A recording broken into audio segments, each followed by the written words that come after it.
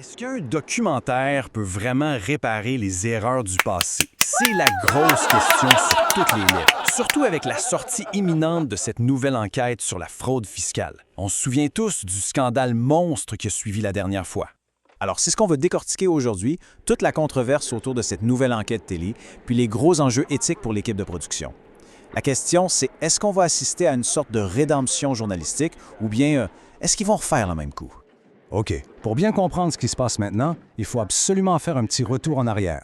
Souvenez-vous du tremblement de terre médiatique qu'a provoqué le documentaire de novembre 2025, celui qui s'appelait « Sans boulot, tous fraudeurs ». Le gros reproche, c'était vraiment la manipulation des sources. Pensez-y, une entrevue d'1 heure, super nuancée sur des questions sociales complexes qui se retrouvent charcutées, coupées pour fitter parfaitement dans un narratif populiste déjà tout écrit. Le but, faire passer les demandeurs d'emploi pour des profiteurs. Et on voit bien la recette, hein? Le documentaire de 2025 a été critiqué pour avoir utilisé toute une boîte à outils pour y arriver. On parle ici de montage vraiment orienté, de musique super dramatique pour faire monter la tension, tout ça pour stigmatiser les gens les plus vulnérables et les faire passer pour une espèce de menace. Et ça a eu des conséquences humaines bien réelles et même dramatiques. Prenez l'histoire de Jacqueline. La production a carrément caché ses graves problèmes de santé juste pour la dépeindre comme une paresseuse. Le résultat, un portrait complètement tordu et dévastateur qui a déclenché une vague de cyber-intimidation terrible contre elle. Et l'affaire a pris une ampleur institutionnelle. On parle de plus de 100 plaintes. 100! Des plaintes officielles déposées au régulateur des médias en Belgique. Ça a déclenché plein d'enquêtes. Et d'ailleurs, il y en a qui sont encore en cours aujourd'hui. Bon, passons maintenant à un autre aspect. Parce que tout ce scandale, au fond, ça a mis le doigt sur un problème majeur dans la façon dont les médias parlent de la fraude. C'est le déséquilibre, l'asymétrie énorme entre la fraude sociale et la grosse évasion fiscale. Le comité documentaire, lui, il a mis tout le focus, mais vraiment tout le focus sur la fraude sociale. On nous a martelé le chiffre de 250 millions d'euros. OK, 250 millions. Mais attendez un peu, ce chiffre-là, il faut le comparer à quelque chose d'autre. Les 30 milliards. Oui, 30 milliards d'euros. C'est ce que la fraude et l'évasion fiscale coûtent à la Belgique chaque année. Et là, ça devient vraiment intéressant. Quand on regarde ce tableau, on voit que l'évasion fiscale coûte 120 fois plus cher. Mais il y a un autre chiffre qui est fou. L'État économise entre 10 et 20 fois plus sur le dos des gens qui ne réclament pas les aides auxquelles ils ont droit que ce qu'il perd en fraude sociale. C'est un paradoxe dont on ne parle presque jamais. Alors la question, c'est comment le nouveau documentaire va s'y prendre pour, disons, corriger le tir. Les analystes s'attendent à une structure narrative bien précise en 3 temps. Une sorte de plan pour, qui sait, se faire pardonner. Alors voici comment ça pourrait se dérouler. Premier acte, l'effet miroir. On nous montre les petits arrangements que tout le monde connaît. Payer en cash pour sauver la TVA, ce genre de choses. Histoire que le spectateur se sente un peu concerné.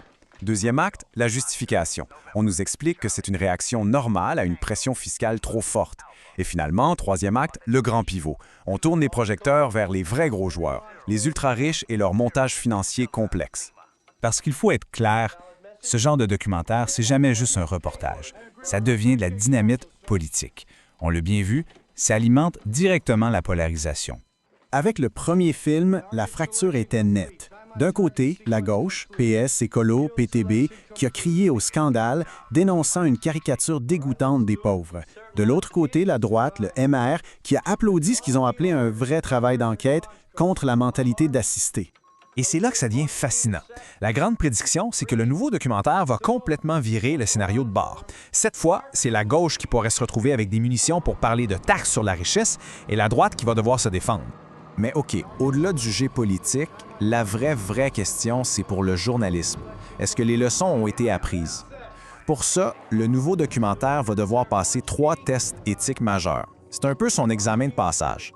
Premièrement, il faut à tout prix éviter la fausse équivalence. Deuxièmement, le respect des sources doit être total, sans aucune exception. Et troisièmement, il va falloir être ultra précis dans les mots utilisés pour ne pas tout mettre dans le même panier. Le premier obstacle, c'est ce concept de fausse équivalence. C'est un piège classique. Ça consiste à mettre sur le même pied un artisan qui cache 1 000 € et une multinationale qui détourne 100 millions via un paradis fiscal. Le résultat, c'est un discours un peu cynique du genre « bof, tout le monde fraude un peu », ce qui efface complètement les différences monstrueuses d'échelle et d'impact. Et ça nous amène au deuxième point, la précision des mots. C'est crucial. La crédibilité de tout le reportage va reposer là-dessus. Il faut faire la différence claire entre la fraude, qui est illégale, l'évasion, qui joue avec les limites de la loi, et l'optimisation, qui est techniquement légale. Mélanger ces trois concepts, c'est un outil de manipulation hyper puissant. Et au final, tout se résume à cette question posée par un observateur des médias. Est-ce que cette émission va être un vrai service public ou est-ce qu'on va juste assister à la transformation de l'info en une sorte de tribunal populaire permanent? C'est vraiment ça l'enjeu. C'est une ligne très, très mince entre informer et juste monter un autre procès sur la place publique. Alors, est-ce que ce sera de l'information d'utilité publique ou un autre tribunal populaire? La réponse, on l'aura demain soir. Mais au-delà de ça, l'épreuve, elle est aussi pour nous comme citoyens. La vraie question, c'est sera-t-on capable de voir les ficelles, de déceler les manipulations, ou est-ce qu'on va juste se laisser emporter par une nouvelle vague d'indignation, même si elle est super bien orchestrée? Pour le débat public en Belgique, les enjeux n'ont probablement jamais été aussi hauts.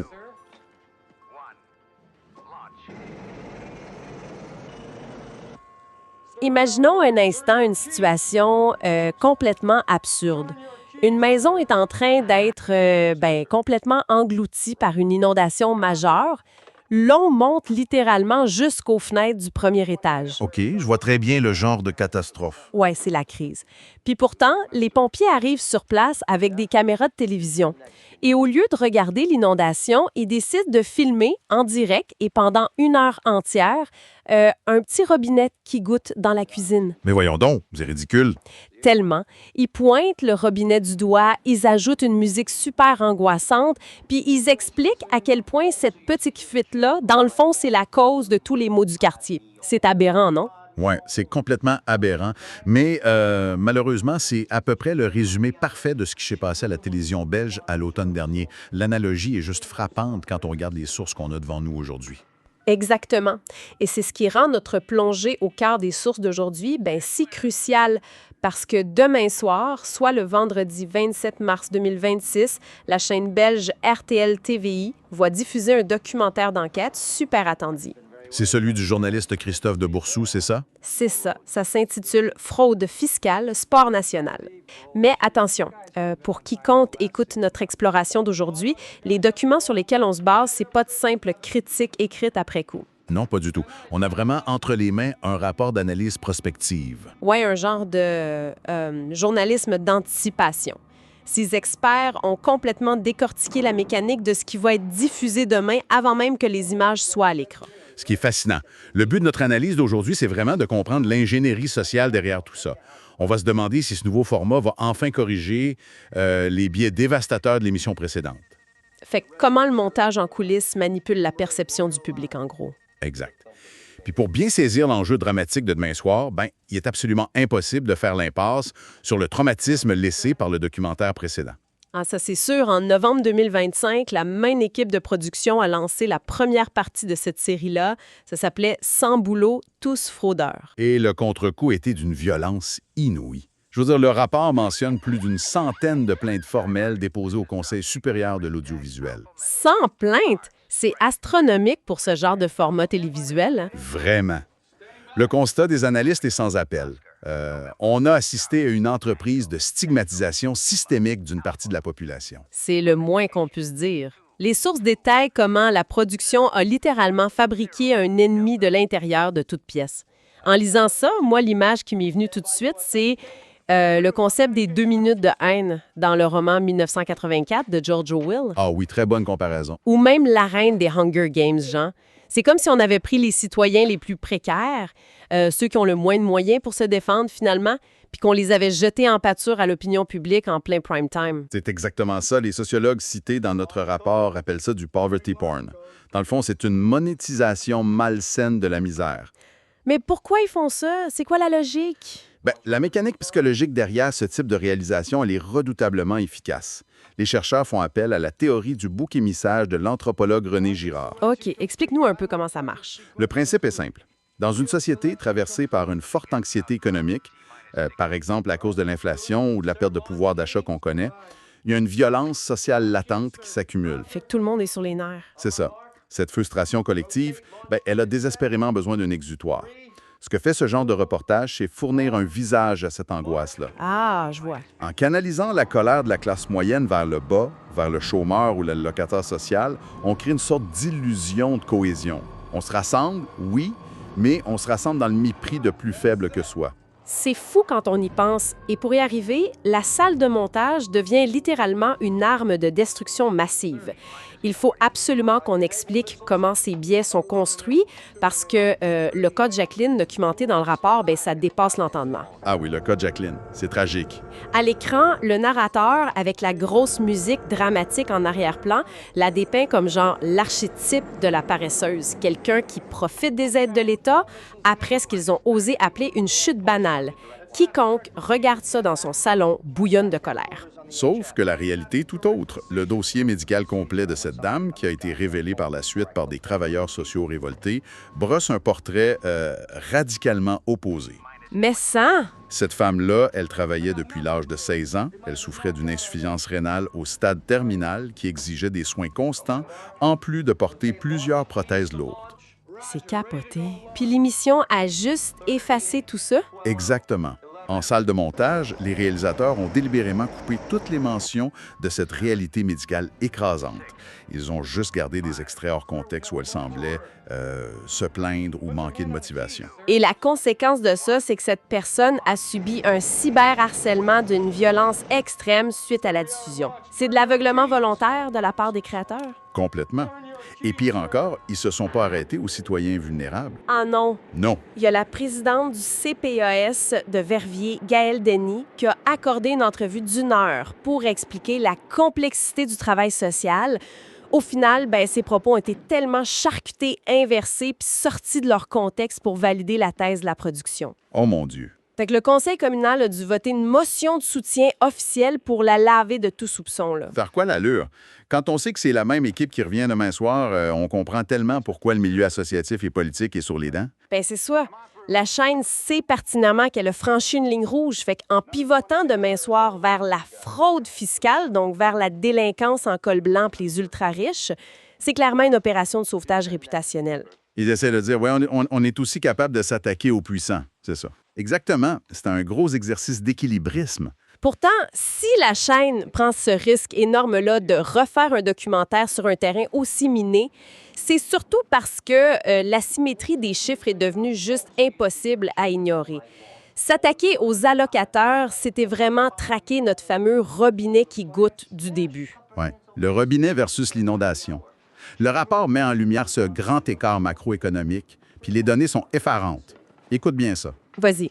La fraude sociale, celle que justifiait tout le lynchage télévisuel dont on vient de parler, elle est estimée à environ 250 millions d'euros par an. OK, 250 millions.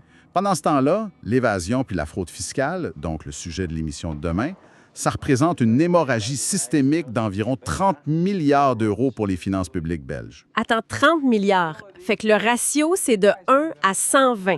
Pour chaque euro perdu dans le bas de l'échelle sociale, il y a 120 euros qui s'évaporent au sommet. C'est vertigineux. C'est le mot. Mais il y a une autre statistique dans cette analyse qui rend l'obsession pour la petite fraude encore plus indécente, je trouve. C'est le paradoxe du non-recours. Ah, le non-recours. C'est quand des citoyens ont légalement droit à une aide de l'État, mais qu'ils ne la demandent jamais, c'est ça? Précisément. Les chiffres démontrent que jusqu'à 59 des personnes vulnérables qui auraient droit, par exemple, à des suppléments de revenus, bien, ils n'en font tout simplement pas la demande. 59 Mais pourquoi? Souvent par honte, par manque d'information ou juste à cause de la complexité administrative qui est décourageante. Puis ce non-recours-là, bien, il fait économiser à l'État des sommes colossales. Ah ouais, j'imagine. On parle de montants qui sont de 10 à 20 fois supérieurs à l'ensemble de la fraude sociale. Fait que dans le fond, l'État gagne largement plus sur le dos de l'ignorance des plus démunis qu'il ne perd par leur petite fraude. C'est vraiment choquant vu de même. Ça remet complètement en perspective la notion d'urgence nationale, on s'entend, hein? Surtout que, face aux 30 milliards de la fraude fiscale, l'État n'est pas complètement inactif non plus. Non, c'est vrai, il faut le préciser. Les documents soulignent que le fisc belge, le Service public fédéral Finance, a mené près d'1 millier d'enquêtes bancaires l'an dernier. Il déploie des outils d'intelligence artificielle, de l'analyse de réseaux transactionnels. Il mentionne un outil qui s'appelle TNA pour contrer les carrousels de TVA en Europe. Arrêtons-nous là-dessus un instant parce que c'est vraiment le cœur de la grande criminalité financière. Un carrousel de TVA, c'est pas le petit artisan du coin qui oublie de déclarer une facture. Non, on est dans une autre ligue. Absolument. Imaginons des réseaux criminels extrêmement bien organisés. Une entreprise A dans un pays européen vend des biens, disons des composantes électroniques, à une entreprise B dans un autre pays européen. Cette transaction transfrontalière-là, elle est exonérée de TVA. OK, jusque-là, ça va. Ensuite, l'entreprise B revend ses composants à l'intérieur de son propre pays à une entreprise C, mais cette fois-ci en facturant la TVA de 21 %. Sauf que, si je comprends bien la crosse, l'entreprise B disparaît dans la nature au lieu de reverser cette taxe-là à l'État. Exactement. C'est ce qu'on appelle la fraude à l'opérateur défaillant. L'entreprise C va ensuite réclamer à l'État le remboursement de cette même TVA pour ses propres exportations, puis le circuit recommence en boucle. Fait que c'est pour ça qu'on appelle ça un carrousel. Oui, on parle de milliards d'euros siphonnés directement des coffres publics. Le documentaire de demain va devoir vulgariser ces concepts-là, qui sont assez arides, s'il veut vraiment traiter de la fraude à grande échelle. Mais c'est là que le titre même du documentaire, Fraude fiscale, sport national, ça pose un gros défi narratif. Comment tu qualifies des montages internationaux d'escroquerie de sport national? C'est toute la contradiction, mais en réalité, les sondages cités dans le rapport montrent une dualité assez fascinante. D'un côté, tu as la grande évasion des multinationales dont on vient de parler. Mais de l'autre, on a une économie souterraine qui pèse pour 3,8 % du PIB en Belgique. Oui, puis écoute bien ça. Selon les sources, 38 % des adultes avouent ouvertement avoir déjà payé un bien ou un service au noir juste pour éviter la taxe de 21 %. 38 %. Fait que c'est là toute la complexité pour le réalisateur. Si près de 40 % de l'auditoire qui va s'asseoir devant sa télé demain soir pratique cette petite incivilité de survie, comme payer la gardienne ou le plombier en cash. Ouais, comment il fait pour pas se faire tout ce public-là à dos? C'est ça l'affaire. On ne peut pas accuser d'emblée le téléspectateur d'être un criminel. Il faut d'abord le séduire, l'amener à s'identifier. Ce qui nous plonge directement dans les entrailles de la production télévisuelle. On apprend dans le rapport que le montage puis la post-production, ben ça avale jusqu'à 20 % du budget total de l'enquête. C'est énorme. C'est énorme, puis c'est là que la véritable histoire s'écrit. Les experts prospectifs anticipent que le documentaire va utiliser une structure narrative hollywoodienne, très précise en 3 actes. Le but, manipuler l'empathie du public. OK, décortique-nous ça un peu, ces 3 actes-là. Le premier acte, c'est ce qu'on appelle le miroir complice. Pendant les premières 15 ou 20 minutes, on va montrer des exemples très concrets de la vie quotidienne, des travaux de rénovation payés sous la table, du troc de services non déclarés. Le fameux plombier, genre. Exact. Le but psychologique de ces premiers actes, c'est d'instaurer une connivence avec le spectateur. Le message, c'est « Oreo, regardez, le système est tellement rigide qu'on est tous obligés de tricher un peu à notre niveau. » C'est brillant puis c'est pervers en même temps.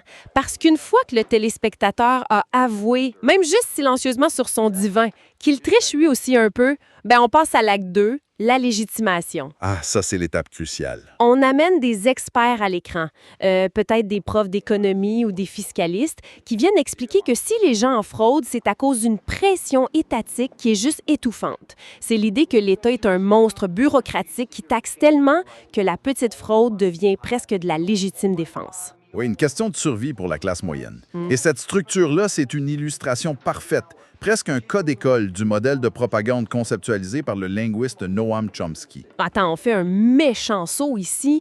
Comment on passe d'un plombier payé sans facture à une théorie mondiale sur la propagande puis la fabrication du consentement? Bien, dans le fond, le modèle de Chomsky démontre comment les médias de masse filtrent l'information pour protéger les structures de pouvoir dominantes. OK, je te suis. En scénarisant la fraude de cette façon-là, le réalisateur opère un déplacement fondamental de la responsabilité. Si on admet que la fraude est inévitable à cause du niveau d'impôt, bien, on ne remet plus en question la répartition inégale des richesses. Ah, wow! Fait qu'on dirige la colère populaire vers l'État-providence plutôt que vers le marché ou le capitalisme. La faute devient strictement celle du percepteur d'impôt. C'est exactement ça. Et ça dresse la table de manière spectaculaire pour le fameux acte 3, le grand fossé. Une fois que le public est déculpabilisé face à sa propre petite évasion fiscale, là, le réalisateur peut sortir l'artillerie lourde. C'est là qu'on révèle les vrais scandales. Ouais, des montages offshore ultra complexes, les milliards cachés au Luxembourg, aux îles Caïmans par les hyper riches. Ce contraste-là va générer une indignation vertueuse chez le téléspectateur. Et pour donner vie à cette dramaturgie-là, le casting anticipé par notre rapport est digne d'un vrai thriller. Mais ça. On aura droit à des hauts fonctionnaires grisâtres pour représenter la froideur de l'État, Des avocats repentis filmés en contre-jour pour faire des révélations choc. Puis le journaliste lui-même, en mode journalisme gonzo, qui va se filmer avec une caméra à l'épaule en train d'essayer d'ouvrir une société écran sur Internet depuis son bureau. La question fondamentale que soulève l'analyse face à ce scénario ultra prévisible, c'est est-ce qu'on est encore dans le domaine de l'information journalistique d'intérêt public? C'est une super bonne question. Ou bien, est-ce qu'on plaque juste une grille narrative de docu-fiction sur une réalité économique vertigineuse uniquement pour caresser l'auditoire dans le sens du poil puis faire de l'audimat? La ligne est super fine. Et ce qui complique les choses, c'est que dès que l'émission sera diffusée, peu importe les intentions du réalisateur, elle va s'écraser comme une météorite dans l'arène politique belge. Ah, ça va faire des vagues, c'est clair. Le rapport est fascinant là-dessus. Ce documentaire-là va agir comme un test de Rorschach politique. On s'entend ces fameuses taches d'encre chez le psy où chaque patient voit exactement ce qu'il a envie de voir, selon ses propres névroses. L'anticipation des réactions politiques est très révélatrice, et c'est important de préciser qu'on rapporte ça de manière totalement impartiale, selon ce qui est écrit dans les sources. Bien sûr. Les documents montrent que la mécanique d'appropriation partisane est déjà prête. Du côté de la gauche, des partis comme le PS, Écolo et le PTB ne retiendront qu'une seule chose du documentaire, le chiffre des 30 milliards et les montages de l'acte 3. Ils vont utiliser ça pour pousser leur agenda. Exact. Ils vont isoler ces extraits pour inonder les réseaux sociaux et s'en servir comme la preuve irréfutable qu'il faut instaurer d'urgence un impôt sur la fortune. Ils vont souligner à quel point c'est indécent de traquer les chômeurs quand l'argent s'évade par le haut. Et à l'exact opposé du spectre politique, la droite libérale, notamment le mouvement réformateur, ils vont se servir des mêmes images pour appuyer une thèse diamétralement inverse. C'est ça qui est fou. Ils vont s'accrocher à l'acte 2, la légitimation. Leur discours, ça va être de dire « Regardez, même vos reportages le prouvent, la pression fiscale sur nos entreprises est tellement punitive que les capitaux fuisent naturellement ailleurs. » Ils vont faire un exercice d'équilibriste pour défendre l'optimisation légale, genre une question de survie face aux voisins européens. Oui, mais il y a une autre dynamique en jeu, beaucoup plus profonde que la simple politique. Le rapport met en lumière un véritable choc culturel en filigrane de l'émission. C'est-à-dire? En abordant la fraude comme une mécanique presque rationnelle de survie face à l'État, le réalisateur importe dans l'espace télévisuel francophone une mentalité qui est historiquement beaucoup plus présente dans le nord du pays, en Flandre. Ah, une vision où, genre, la réussite matérielle et financière est ouvertement célébrée, puis où la responsabilité individuelle prime sur la solidarité de l'État. Tout à fait. L'espace francophone, lui, entretient un rapport beaucoup plus pudique, parfois même culpabilisé face à l'argent et à la richesse étalée. Fait qu'en posant la prémisse que la fraude serait un sport national, une passion transversale, l'émission essaie de niveler ces profondes différences culturelles. Exact. C'est paradoxal, mais le contournement des règles de l'État deviendrait l'ultime ciment identitaire de la Belgique, le seul point commun entre le Nord et le Sud. C'est une position de pouvoir inouïe pour un réalisateur de pouvoir modeler un tel narratif national. C'est clair. Mais tout ce pouvoir narratif-là, ça vient avec une responsabilité écrasante. On arrive à l'épreuve de vérité pour cette chaîne, le fameux test de survie déontologique. Le fiasco éthique de l'automne dernier a laissé des cicatrices profondes. S'ils se plantent demain, c'est la crédibilité entière du réseau qui saute. Fait que les experts identifient un premier piège mortel dans lequel l'émission pourrait tomber, la fausse équivalence. Oui, parce que la télé a une horreur absolue de la complexité. Elle cherche toujours le spectaculaire, la simplification extrême. Le danger énorme, c'est de créer un faux parallèle moral à travers le montage. Si le réalisateur met sur un pied d'égalité la petite commerçante qui omet de déclarer quelques centaines d'euros pour payer son hydro en pleine crise de l'inflation, et le grand cabinet d'avocats qui orchestre la délocalisation de 100 millions d'euros vers les paradis fiscaux. C'est ça, c'est une imposture intellectuelle totale. C'est comme mélanger des pommes avec de l'ingénierie aérospatiale. Et d'ailleurs, le rapport soulève un point fondamental sur les conséquences juridiques de tout ça. On l'a vu, manipuler l'image d'une personne précaire à la télé, ça coûte quoi? Environ 165 € de frais de justice si la personne trouve le courage puis les moyens d'entamer des poursuites. C'est un risque financier quasi nul pour une grande chaîne. Mais si demain, ce même réalisateur utilise ces techniques de montage trompeur pour piéger les gestionnaires d'un grand fonds d'investissement ou un éminent cabinet de fiscalistes internationaux, la dynamique de pouvoir s'inverse de façon brutale. Oh que oui. La chaîne s'expose à se faire écraser par des armadas d'avocats d'affaires spécialisés en diffamation. Ils vont attaquer la moindre faille avec des demandes de dommages et intérêts faramineuses. Fait que pour survivre à la diffusion de demain, la protection des sources, l'anonymisation des lanceurs d'alerte, ben ça devrait être d'une rigueur clinique. C'est clair. Le Conseil de déontologie journalistique scrute déjà chaque image de la bande-annonce. Il n'y a pas droit à l'erreur. Il y a bien une chose qu'il faudra surveiller demain soir, c'est le vocabulaire. L'analyse insiste lourdement sur la nécessité d'une réhabilitation sémantique. À la télé, c'est tellement tentant d'utiliser le mot fraudeur à toutes les sauces pour garder l'attention, mais juridiquement, ça n'a aucun sens. Non, ça n'a pas de sens. Il faut absolument que l'émission prenne le temps d'expliquer la différence fondamentale entre 3 concepts clés. Vas-y, rafraîchis-nous la mémoire. D'abord, l'optimisation fiscale. Ça, c'est l'utilisation parfaitement légale, bien que parfois discutable moralement, des niches et des lois existantes. Ensuite, on a l'évasion fiscale. Ça, c'est la fameuse zone grise. Exact.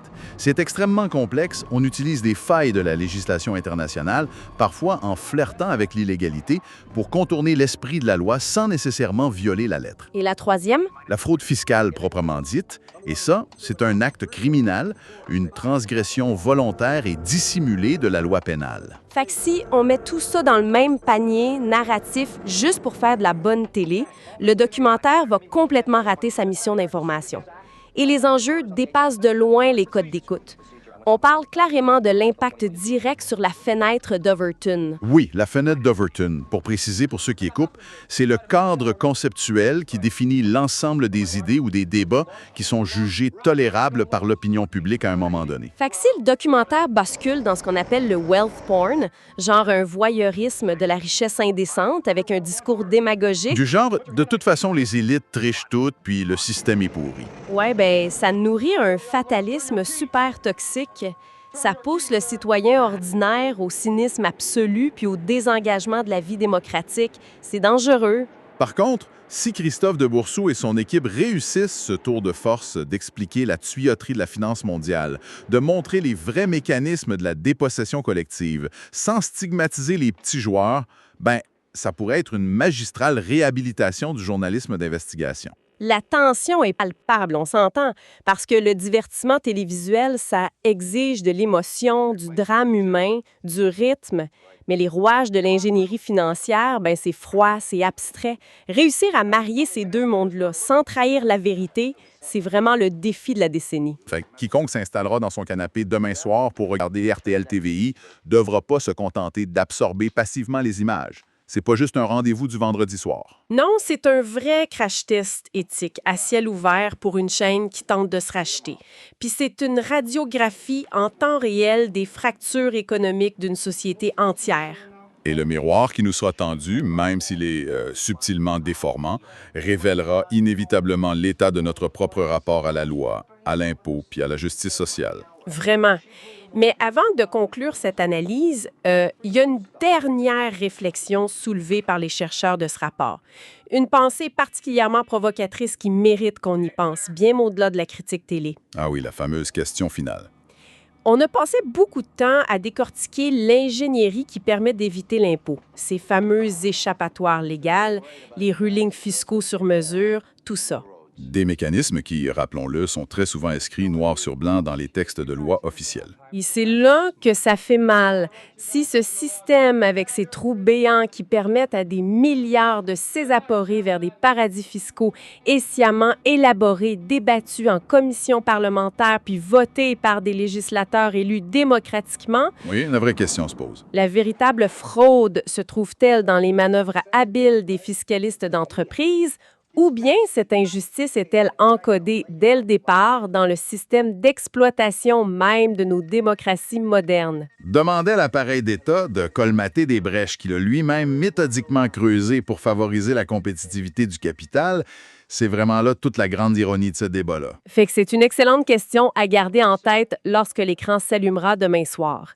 Et qui sait quel reflet inattendu ce miroir télévisuel finira par nous renvoyer.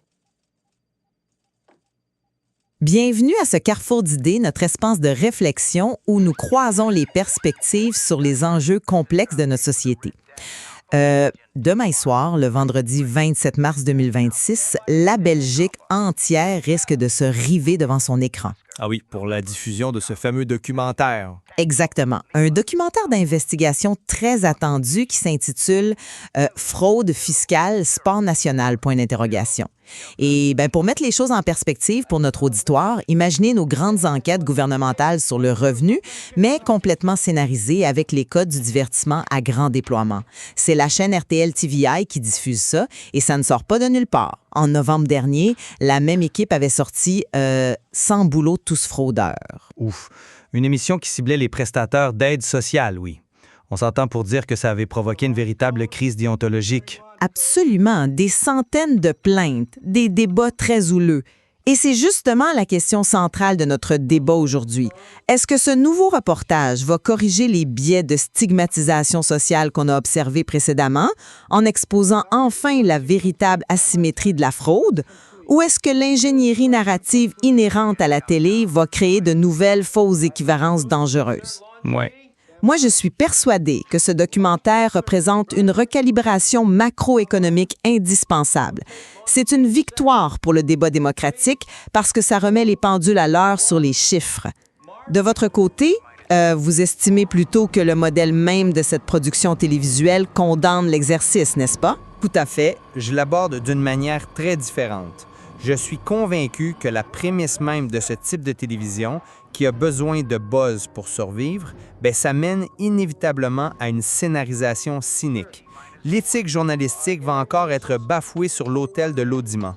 On ne peut pas éduquer les gens en utilisant les mécanismes de la télé-réalité. Je comprends pourquoi vous pensez cela, mais permettez-moi de vous offrir une perspective différente sur les faits. Ce qui me rend optimiste, c'est l'écrasante réalité des chiffres macroéconomiques qui vont être exposés au grand public. Lors du premier documentaire, on a pointé du doigt la fraude sociale qui coûte environ 250 millions d'euros par année au Trésor public belge. Ce qui est de l'argent, on s'entend? C'est de l'argent, bien sûr. Mais l'évasion fiscale, les montages des multinationales, là, on parle d'environ 30 milliards d'euros de pertes annuelles. Le ratio est vertigineux. On parle de 1 pour 120. En abordant enfin les montages offshore et la complaisance structurelle de la Belgique, qu'on qualifie souvent de médaille d'argent des paradis fiscaux dans l'Union européenne, le documentaire offre une réhabilitation salutaire de sa ligne éditoriale. C'est l'occasion d'éduquer des millions de personnes sur la réalité des chiffres et surtout de relâcher la pression injustement mise sur les citoyens les plus précaires. On passe du petit fraudeur de survie au véritable architecte de l'inégalité. C'est un bel argumentaire et je vois bien l'attrait de cette logique mathématique. Mais l'obstacle ici, c'est vraiment l'intégrité structurelle de la démarche. Regardez simplement le titre. Fraude fiscale, sport national. Dès la première seconde, la prémisse prépare le terrain pour une dangereuse fausse équivalence. Le journalisme télévisuel grand public sent horreur de la complexité. Ça a besoin d'un récit binaire. Vous pensez qu'ils vont niveler tout ça vers le bas? Ah, c'est garanti.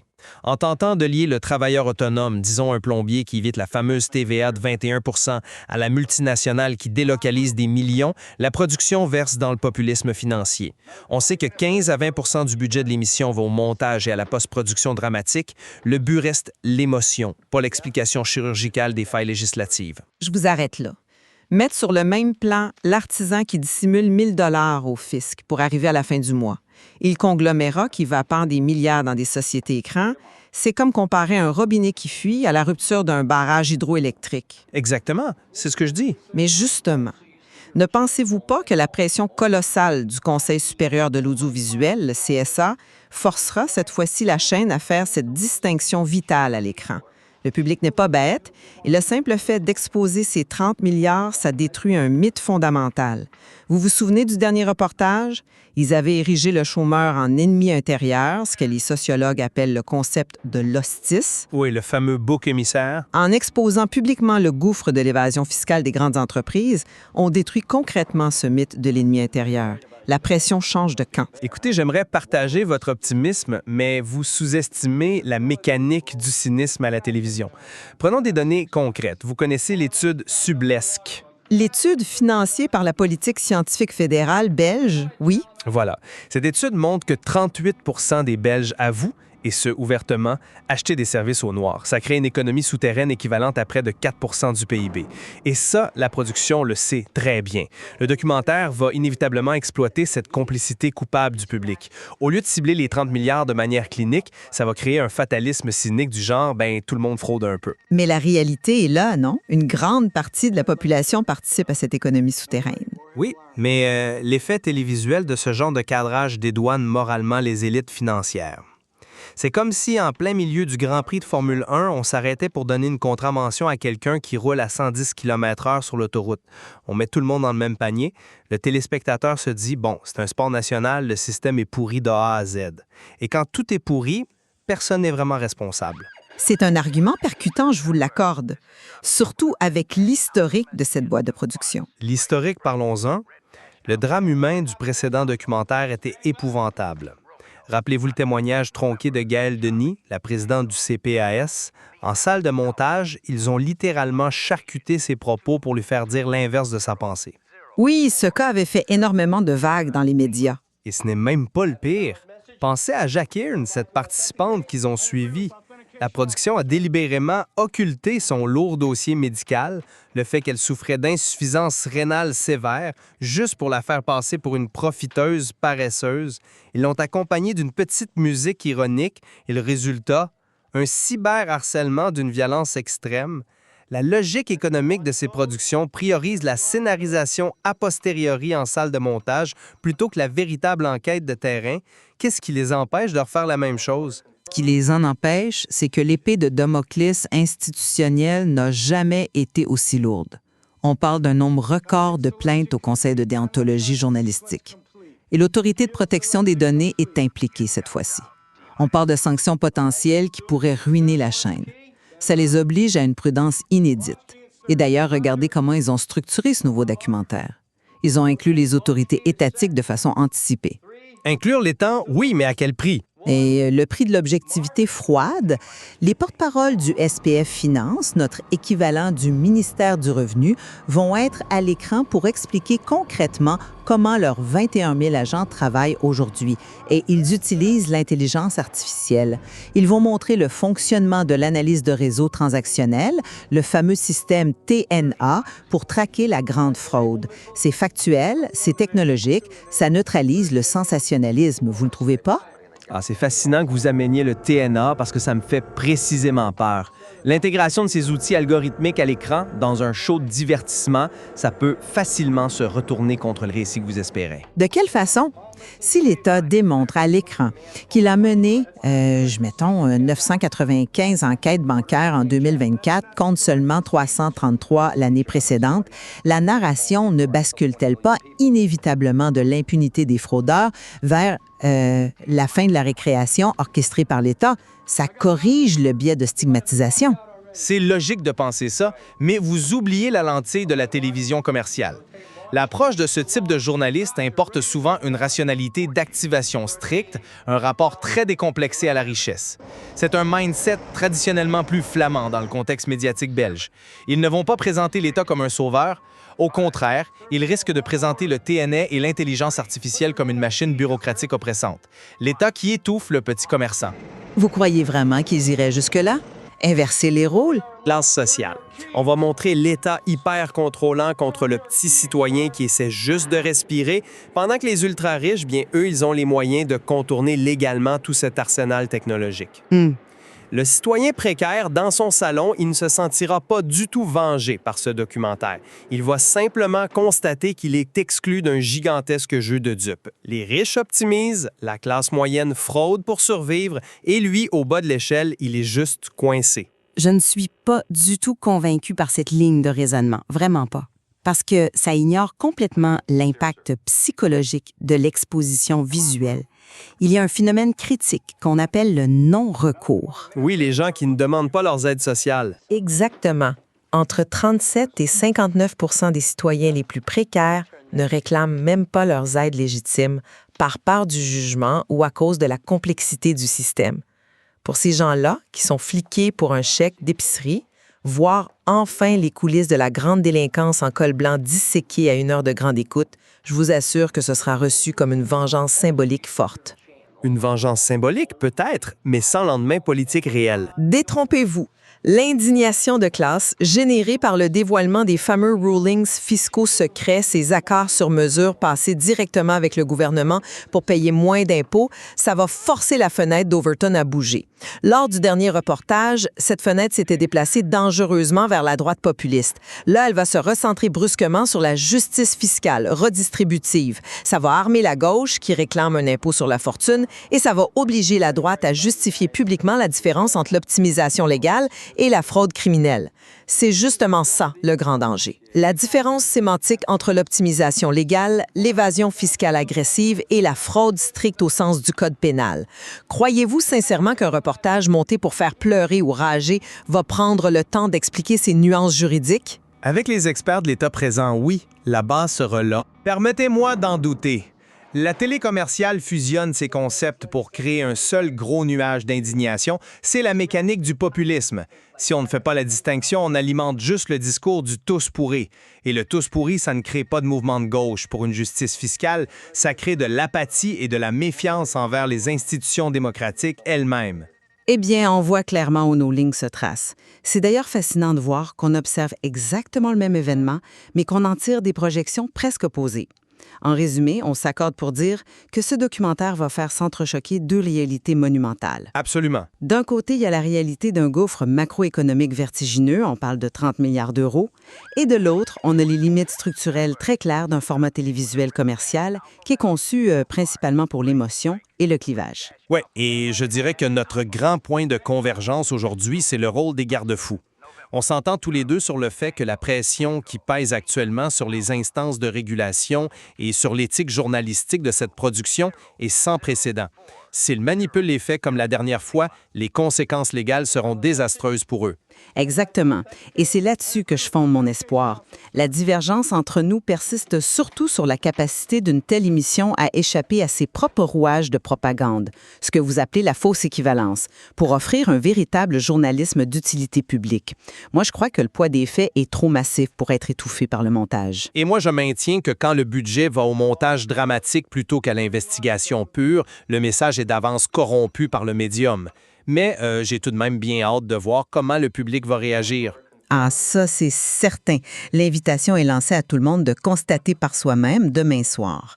Le matériel de base révèle que la frontière entre l'optimisation légale, l'évasion agressive et la fraude stricte est vraiment au cœur de notre contrat social actuel. L'œuvre qui sera diffusée nous fournira la réponse ultime quant à la résilience de l'information face à la machine du divertissement. Merci beaucoup pour cet échange éclairant et on se retrouve au prochain Carrefour d'idées. Alors, imaginez un peu la scène. En Belgique, une énorme tempête médiatique se prépare. Et tout ça pour un documentaire qui n'est même pas encore sorti. C'est une situation qui pose quand même de sacrées questions sur le pouvoir, et peut-être les dérives, de la télévision. La question est là, sur la table. Comment est-ce possible de juger une émission avant même de l'avoir vue ?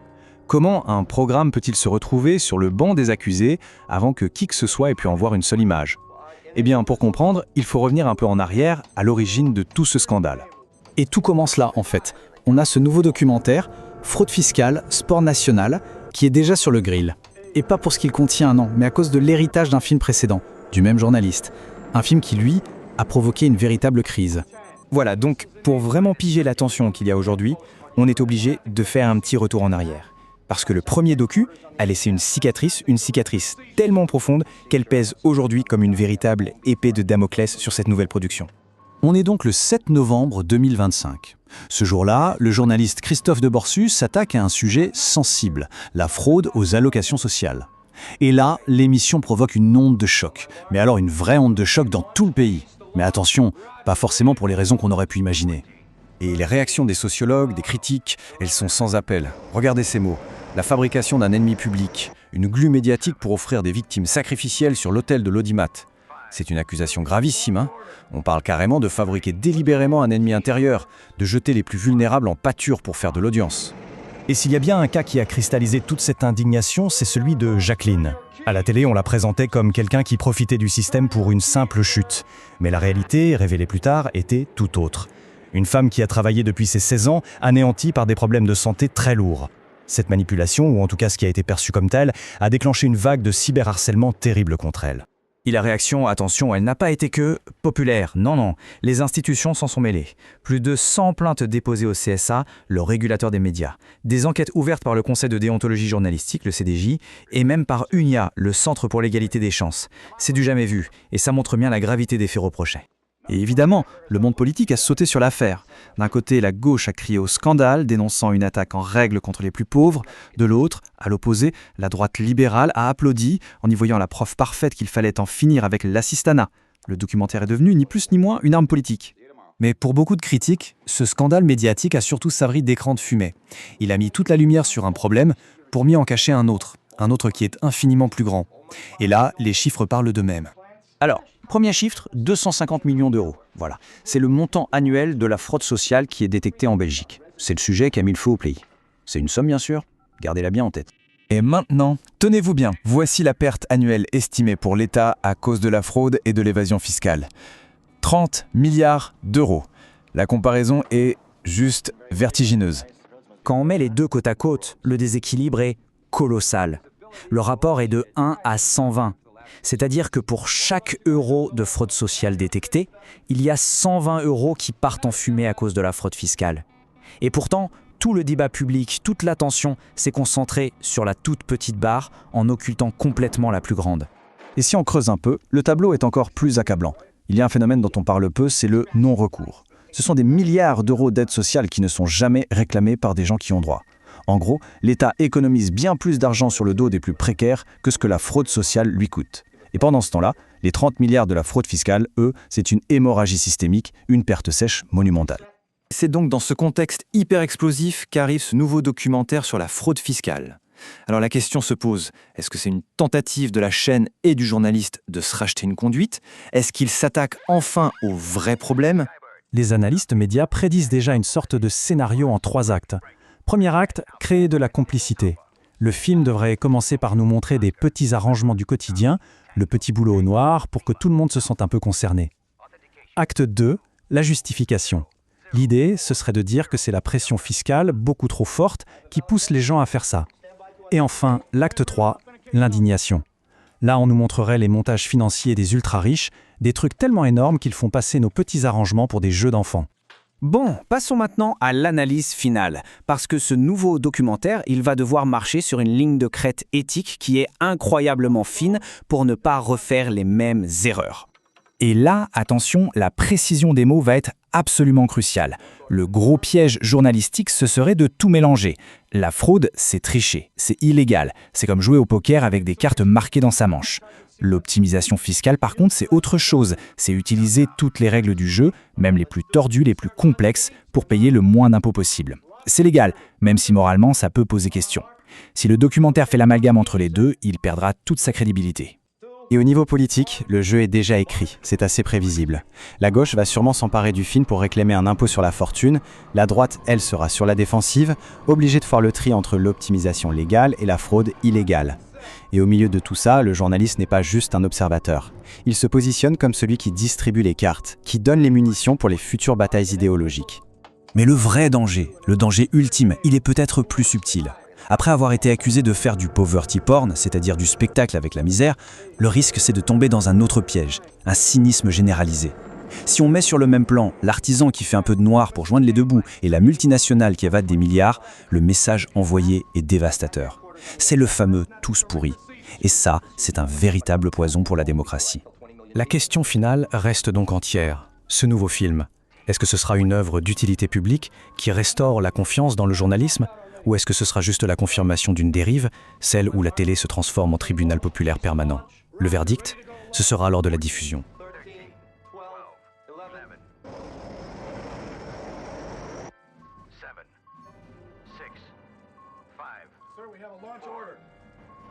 Put your hand on the keys, sir. 1. Launch. Sir, we are at launch. Turn your keys. Sorry, I'm so sorry. Turn your keys, sir.